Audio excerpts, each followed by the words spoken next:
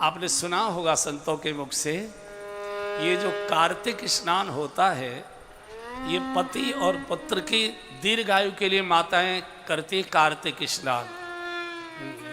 तारों की छाया में होता है ना कार्तिक स्नान सुबह। और कार्तिक पूर्णिमा को फिर 108 दीपदान करने नदियों पर, तालाबों पर, गंगा जी, यमुना जी, ऐसे उनके घाटों पर जाती। एक बार यशोदा मैया ने कृष्ण की दीर्घायु के लिए कार्तिक स्नान किया और कार्तिक पूर्णिमा को दीपदान करने के लिए गई।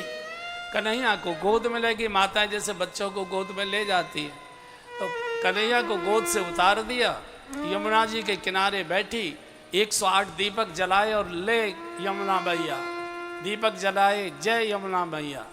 अच्छा, बच्चों को पानी में खेलने में और रेत में खेलने में बहुत आनंद आता है, तो भगवान यमुना जी में प्रवेश कर गए। बालक को छप छप करके खेलने का बहुत मन करता है पानी में। तो भगवान ने देखा कि मैया दीपक जला रही है, कुछ दीपक तो यमुना जी के प्रवाह में बहकर आगे तक चले गए, कुछ दीपक ऐसे थे जो बह नहीं पाए, किनारे पर ही चक्कर काटने लगे। तो छोटे थे भगवान, बालक थे, भगवान ने देखा मैया तो दीपक प्रवाहित करने में लगी है, इसका कोई ध्यान नहीं है। तो जो दीपक बह नहीं पाए, भगवान के चारों ओर चक्कर काट रहे थे, उनको भगवान उठाए, पकड़े और बुझाएं जल में और झोली में डाल लें। ऐसे लगभग 30-40 दीपक भगवान ने अपनी झोली में भर लिए। जब पूजन हो गया तो मान का कन्हैया बेटा चलो, और जैसे ही कन्हैया को गोद में लिया तो बगल में 30-35 दीपक, तो बगल मोटी थी। तो माँ ने कहा कन्हैया काहे तेरी झोली में? बोले मैया कछू होएगो? बोले दिखा तो सही। कन्हैया ने कहा मैया काई की झोली ना देखी जाओ करे। बोले काऊ की ना देखी जाओ करे, चोर की तो देखी जाए, देखा क्या है? तो देखे तो 30-35 दीपक। माँ ने कहा कन्हैया जेते ने कहा करो रे, मैं तो तेरी दीर्घायु के लिए दीपक प्रवाहित करके आई, यमुना जी में दान करके आई, और तू दीपक लौटा लायो। भगवान ने कहा मैया लौट आए के ना लायो? बोले तो? बोले जी अपने आप आए गए। अपने आप कैसे आ गए? तब कन्हैया ने कहा माँ जब तुम दीप दान कर रही थी तो कुछ दीपक ऐसे थे जो यमुना जी की धारा के साथ प्रवाह में दूर बहकर आगे चले गए।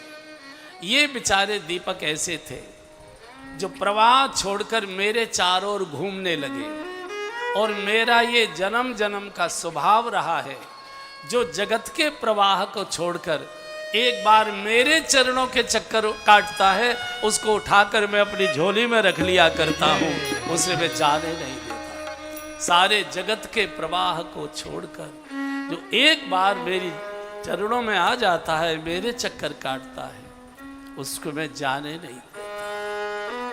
कोई घनश्याम सा गालो भाई, कोई घनश्याम सा नहीं देखा। गाइए कोई घनश्याम सा नहीं देखा, जो भी देखा वो बेवफा देखा, जो भी देखा वो बेवफा देखा। कोई घनश्याम सा नहीं देखा। जय जय। कोई घनश्याम सा नहीं देखा। योगियों के ध्यान में जो आता नहीं,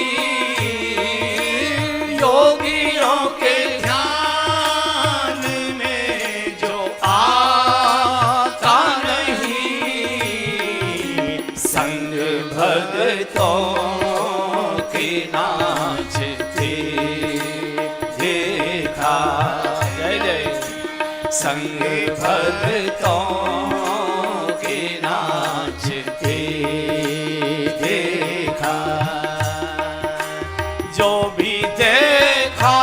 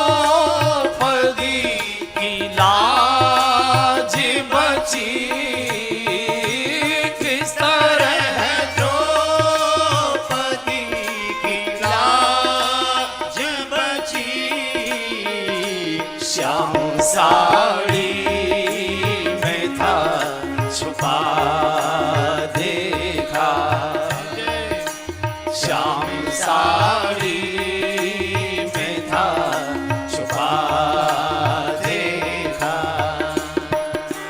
जो भी देखा वो बेवफा देखा, जो भी देखा वो बेवफा देखा, कोई घनश्याम सा नहीं देखा, कोई घनश्याम सा भक्त कहता है देखा। मैं भी आया हूँ आपके दर पे, मैं भी श्याम बाबा मैं भी आया आपके दर पे, मैं भी आया हूँ आपके दर पे, जब कोई आसरा नहीं देखा है, जब कोई आसरा नहीं देखा, कोई घनश्याम सा नहीं देखा, कोई घनश्याम सा नहीं इसलिए देखा। हरे रामा राम रामा हरे सब पीछे तक जहाँ तक आवाज जा रही है सब बजाइए सब गाइए। रामा रामा रामा हरे हरे, हरे कृष्णा कृष्णा कृष्णा हरे हरे, हरे कृष्णा कृष्णा कृष्णा हरे हरे, हरे राम राम राम हरे हरे, हरे कृष्णा कृष्णा कृष्णा हरे हरे हरे राम राम राम हरे हरे, हरे कृष्णा कृष्णा कृष्णा हरे राम राम राम हरे हरे, हरे राम राम राम हरे हरे। कोई घनश्याम सा नहीं देखा। शरणागत को भगवान अपनी झोली में रख लेता है।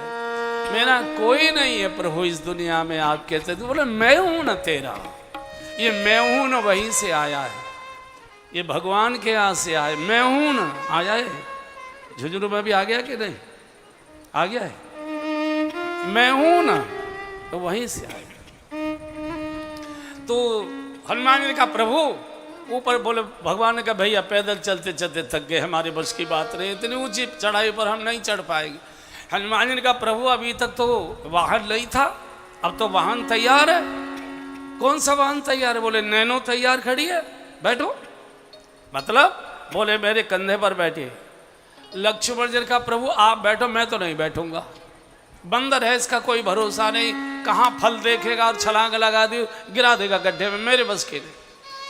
भगवान ने कहा कि नहीं लखन, ये बंदर गड्ढे में नहीं गिराता, ये बंदर तो गड्ढे में गिरे हुए को अपने कंधे पर उठा लिया करता है बेटा, कोई चिंता मत करो, ये ज्ञान नामक गण्यम है, ये सकल गुण निधान है।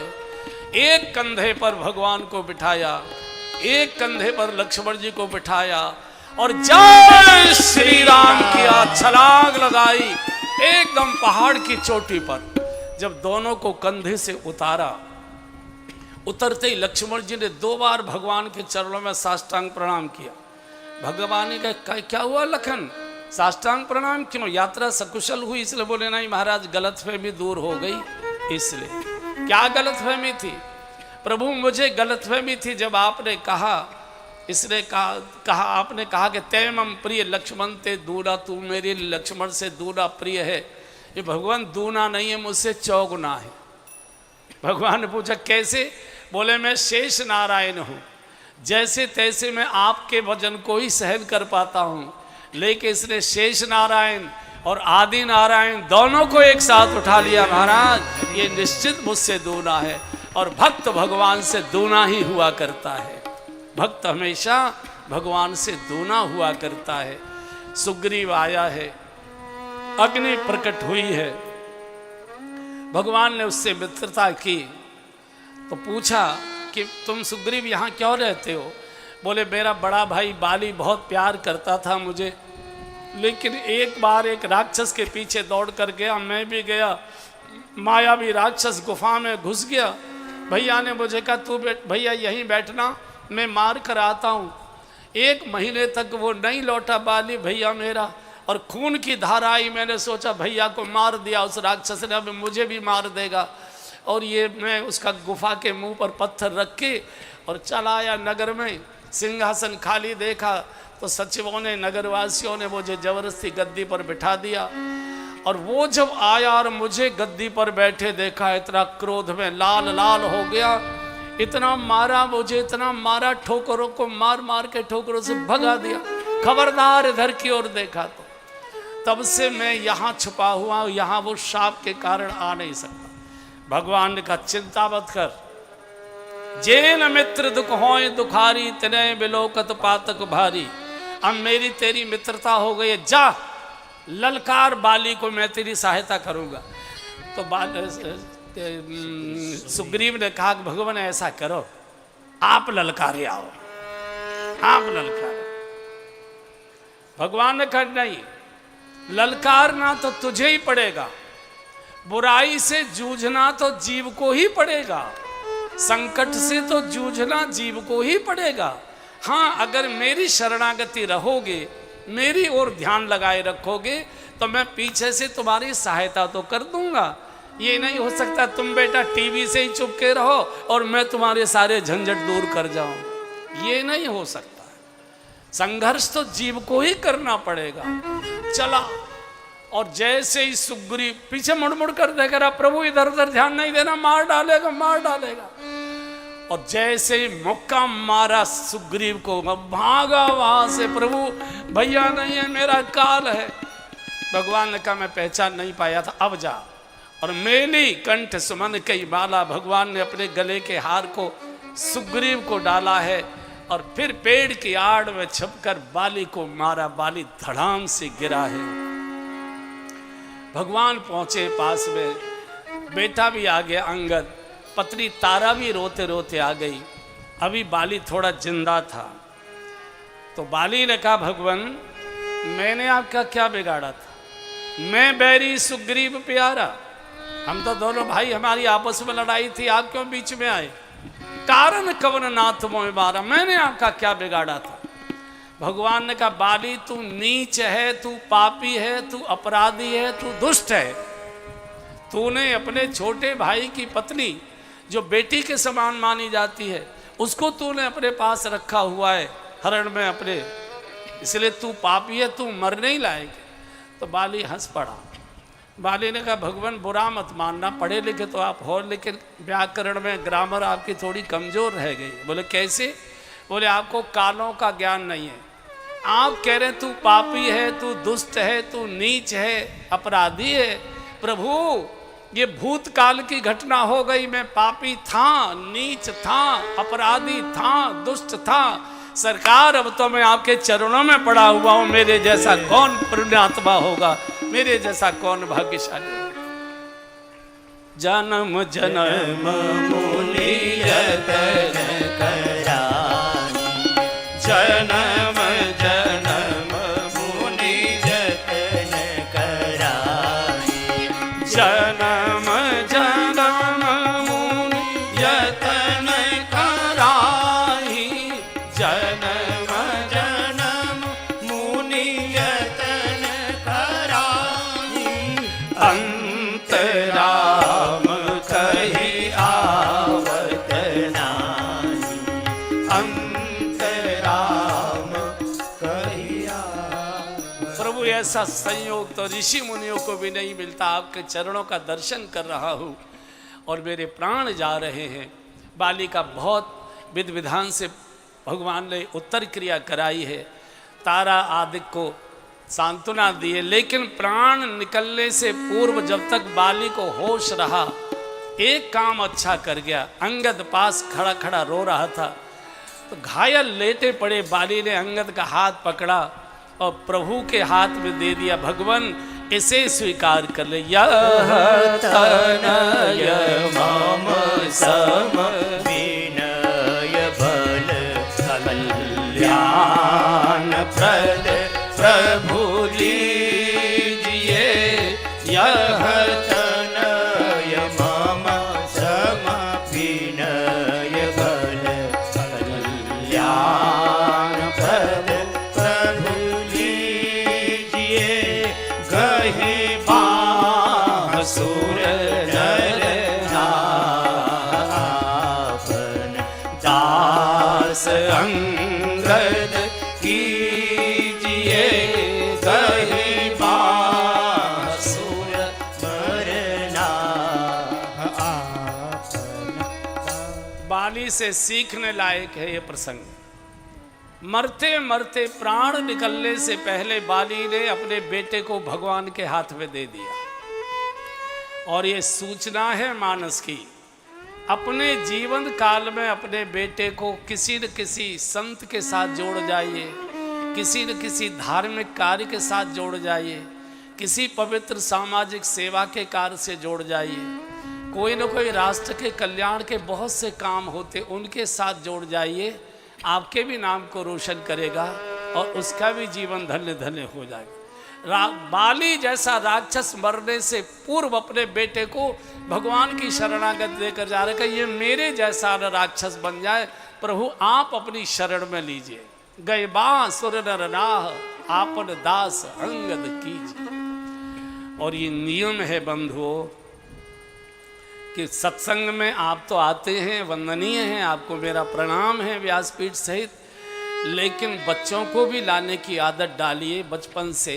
यहाँ जो कई बुजुर्ग बैठे हैं उनमें आज तक जो संस्कार हैं धर्म के, सत्संग के, पुण्य के, दान के, सत्कर्म के, वो इसलिए हैं कि वो अपने दादाजी दादी जी के साथ सत्संग में जाते रहे होंगे, पिताजी माताजी के साथ बचपन में सत्संग में, मंदिरों में, तीर्थों में जाते रहे होंगे, तो उनको वो अभ्यास बना हुआ है। हमारी आगे आने वाली पीढ़ी ये संस्कारित रहे, भारतीय संस्कृति में ये सराबोर रहे, इसके लिए आवश्यक है कि सत्कर्म में, अच्छे सत्संग में बच्चों को भी, छोटे बच्चों पर बहुत गहरा संस्कार पड़ता है। मुझे लगभग अपनी 4 वर्ष की अवस्था तक का याद है। हम जहाँ जन्मे हैं वो बहुत इंटीरियर का गांव था, 7 किलोमीटर पैदल चलकर तब सड़क मिलती थी, तब बस में बैठने का मौका मिलता। तो उस जगह सड़क के पास 7 किलोमीटर दूर आर्य समाज का एक बड़ा गुरुकुल था। ऋषि दयानंद जी महाराज वहाँ कुछ समय रहे थे, उनके द्वारा खड़ा किया गया वो गुरुकुल था। स्वामी सर्वदानंद जी महाराज ने वो खड़ा किया था। ऋषि दयानंद जी वहाँ 1 साल रुके थे, तो वहाँ जलसा होता था। तो हम छोटे छोटे बच्चे, और उस समय लकड़भग्गे बहुत होते थे जो बच्चों को खा जाते थे, तो टोली बनाकर हम लोग बड़े बड़े ऋषियों का, संतों का, प्रवचनकारों के प्रवचन सुनने जाते थे। कक्षा 4 के विद्यार्थी को क्या होश रहता है, लेकिन वो संस्कार हमको यहाँ तक ले आए कि आज झुंझुनू में व्यासपीठ पर बैठकर हम भगवान की कथा सुना रहे हैं। अपने जीवन काल में बच्चों को जरूर साधु महात्माओं के पास, तीर्थों में, कथाओं में, प्रवचनों में जरूर कोई न कोई बात जरूर मन में गिर जाएगी बंधुओं। अगर बीज धरती में पड़ा है तो अनुकूल मौसम आने पर वो उग के निश्चित आएगा, वो पौधा जरूर बनेगा। बथुआ कभी खेत में बोया नहीं जाता, साल भर खेत में पानी लगाइए, खाद डालिए, बथुआ नहीं दिखाई देगा। लेकिन जैसे ही कार्तिक मास शुरू होता है, खेत में बथुआ निकलना शुरू हो जाता है।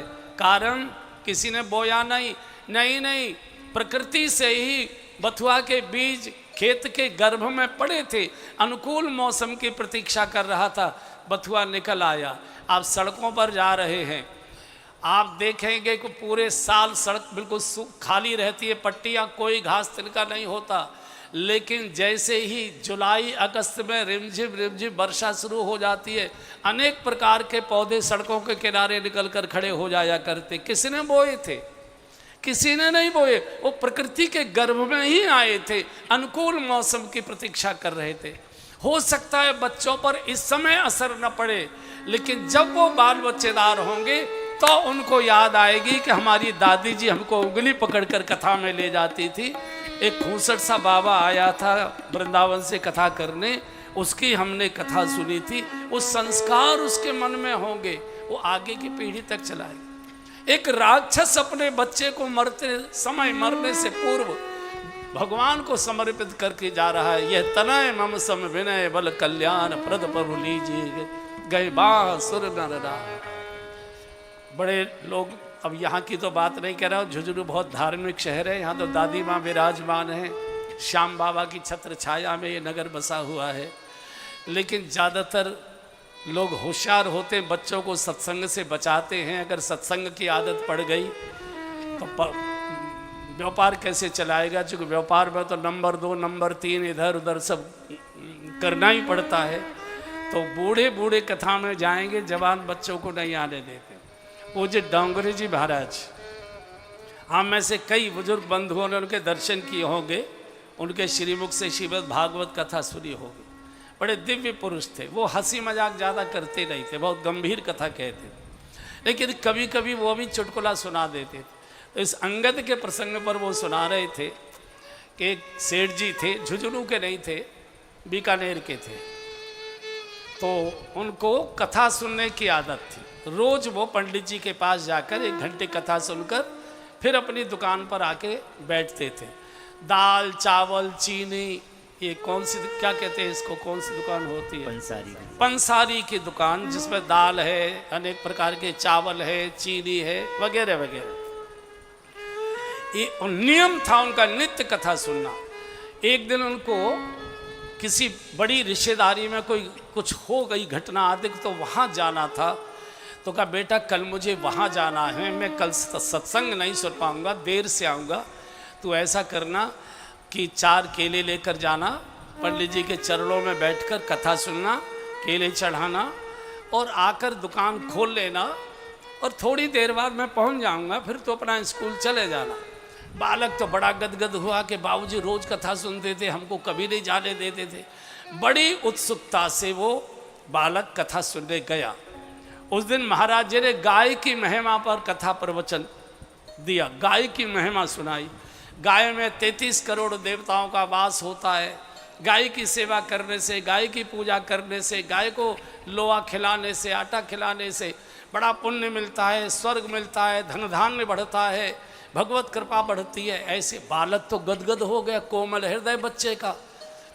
कथा सुनकर प्रणाम करके दुकान पर आया, दुकान खोली तो चावल की बोरी बाहर, दाल की बोरी बाहर रखी जाती है ना, फट पर भीतर से निकाल कर बैठा था। इतने में सवेरे गायें घूमती हैं बाजार में, चूँकि रात का कुछ पड़ा होता है तो गायों को खाने को मिलता है। तो एक गाय आ रही थी उधर से, तो बालक तो गदगद हो गया, बोले ओहो 33 करोड़ देवता कथा सुनते ही आ गए, हाथ जोड़े बैठा है। अब गाय ने इधर को मुंह किया तो चीनी और चावल और दाल की बोरी खुली हुई। आज चकाचक गाय ने भंडारा करना शुरू कर दिया अपना।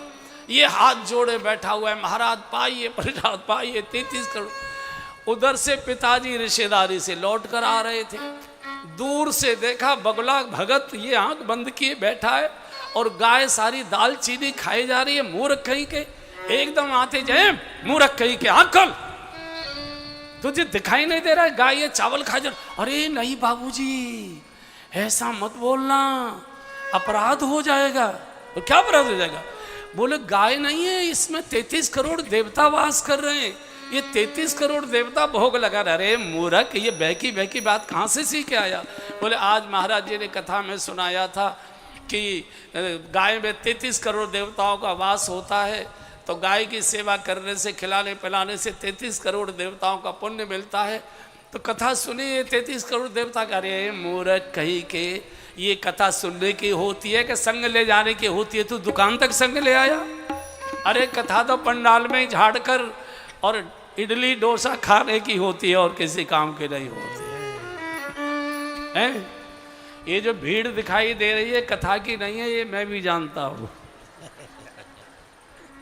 इतनी भीड़ देखो ना, दूर दूर तक सिरे ही सिरे दिखाई दे रहे हैं।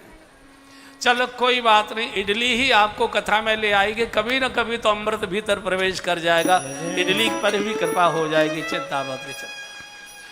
तो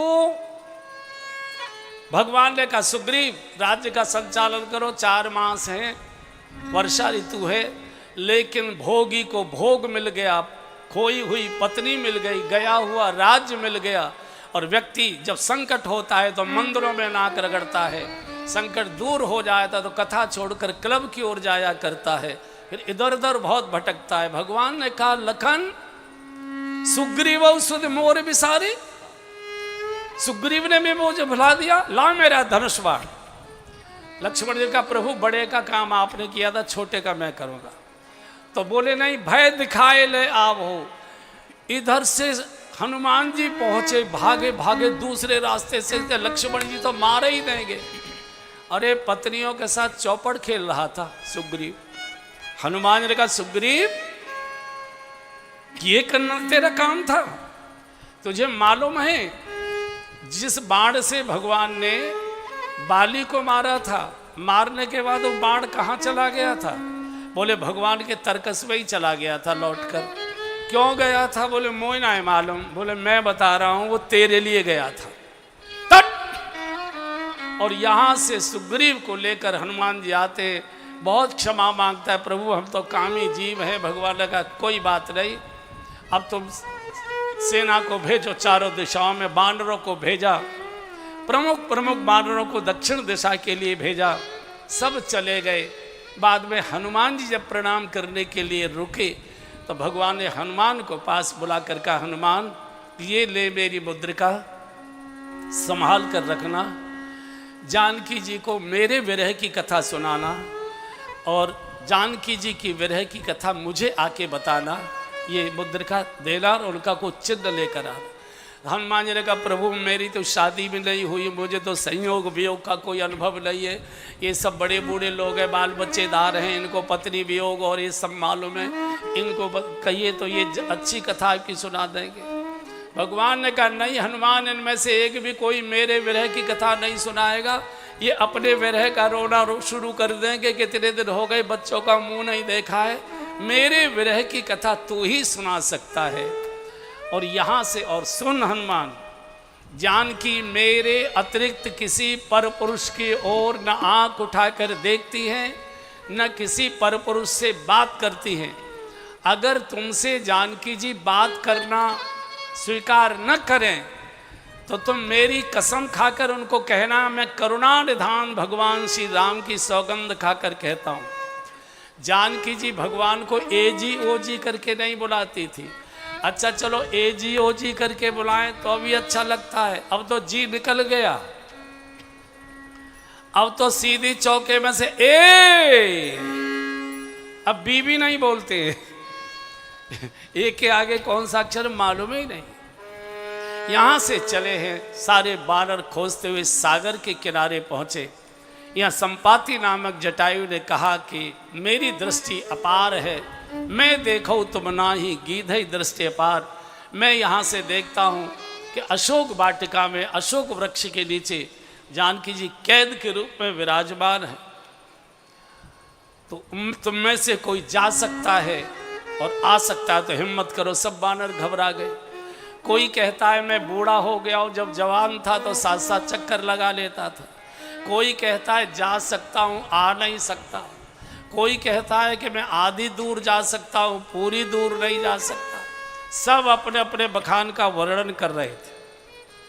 हनुमान जी किले काटिया खेल रहे थे।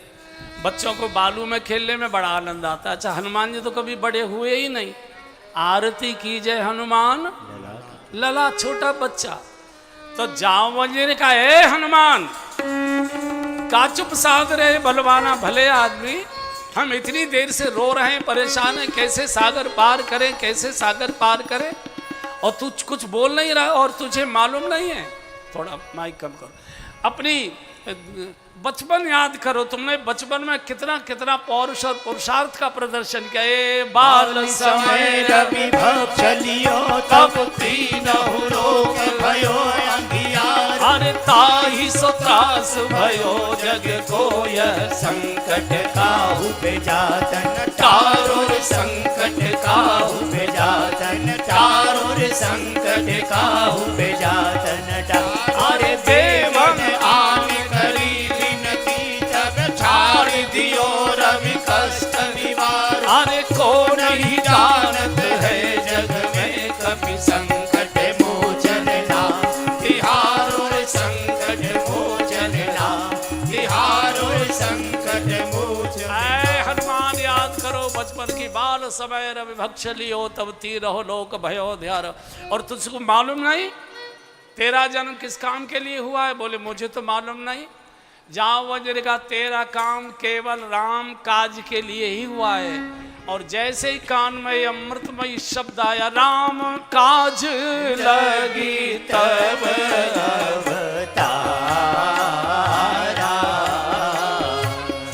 राम काज लगी तब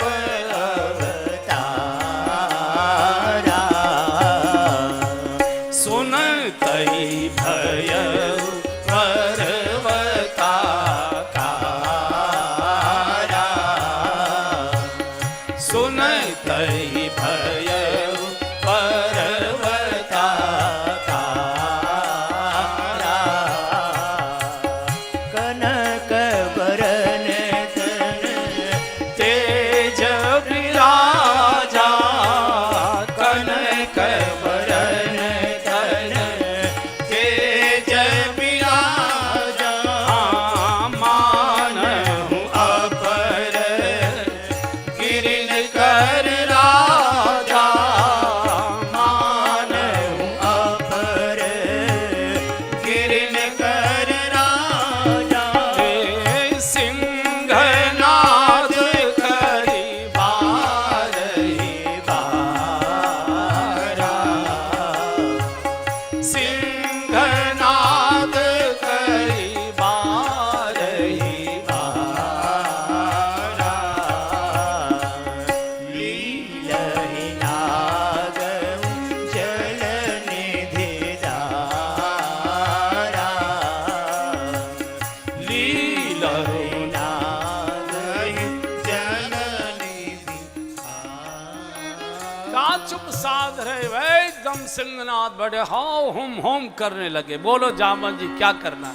सागर लील जाऊं, अशोक वाटिका को उखाड़ लाऊं, जानकी माता जी को पीठ पर बिठा लाऊं, क्या करना है?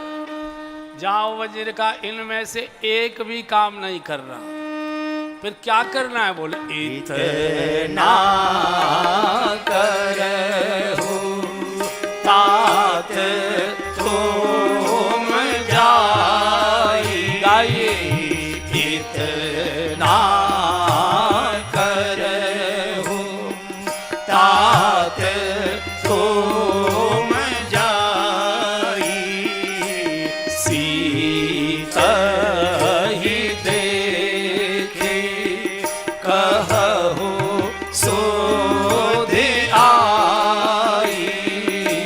सीता ही देखे कहु सोध आई।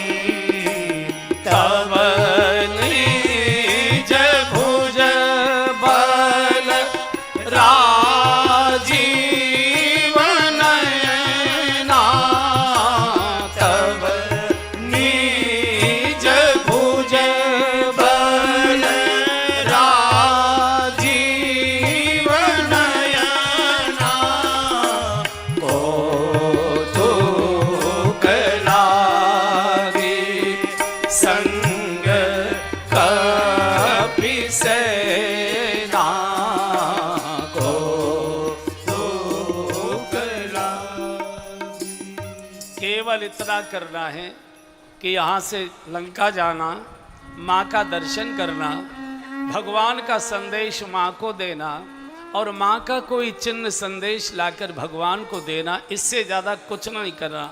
फिर निज भुज बल राजीव नयना, भगवान श्री राम अपनी भुजाओं से रावण को जीतेंगे। फिर वो जो आज्ञा करेंगे उसका हम पालन करेंगे। सेवक स्वामी का आज्ञा पालक हुआ करता है। यहाँ से चलो। सबको मानसिक रूप से हनुमान जी ने प्रणाम। यह कही नाय सवन कहु माथा, सबको हनुमान जी माथा टेक टेक कर प्रणाम कर रहे हैं। देखो, सबके प्रणाम लेना तो सब चाहते, लेकिन सबको प्रणाम करना बहुत कठिन होता है। और पूरे बानरों में हनुमान जी की ताकत का एक भी बानर नहीं है, फिर भी हनुमान जी सबके कदमों में, चरणों में सिर रख रख कर प्रणाम कर रहे हैं। आशीर्वाद दीजिए, आशीर्वाद दीजिए, आशीर्वाद दीजिए, मैं प्रभु कार्य पूर्ण कर सकूं। और आशीर्वाद कोई ठेकेदार नहीं होते कि इन्हीं पर आशीर्वाद का ठेका है। आशीर्वाद कोई भी दे सकता है, केवल हमारा झुका हुआ शीश चाहिए, जुड़े हुए हाथ चाहिए, डबडबाती आंखें चाहिए, करुणा का शब्द चाहिए। कोई भी आशीर्वाद देगा। बच्चों के भी आशीर्वाद फलित होते हैं, बड़ों के भी आशीर्वाद फलित होते हैं।